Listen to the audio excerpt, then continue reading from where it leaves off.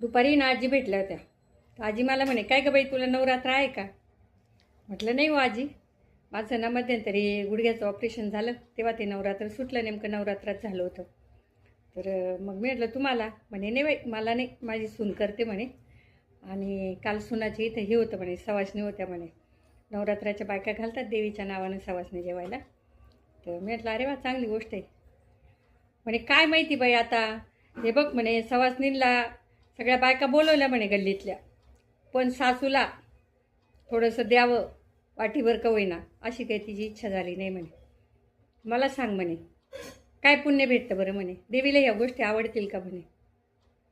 तर मी म्हटलं चालायचंच आजी. आजी ना लेका सुनातून वेगळ्या राहतात ना, वेगळ्या राहतात म्हणजे त्यांना लेकसून त्यांचे संसार थाटले ना, आजी आपल्या एकट्या पडलेल्या आहेत. मी म्हटलं आजी आता काय देवीला काय आवडतं आणि माणसांना काय आवडतं, आता याच्यावर काय चर्चा करणार आपण नाही का. तुम्हाला काय वाटतं मंडळी? घरातल्या वृद्धांना विचारायचं नाही, त्यांना घासभर त्यांच्या मुखात द्यायचं नाही आणि बाहेर भंडारे घालायचे, सवासणी जेव घालायच्या, याच्यातून खरंच काय पुण्य लाभतं हो?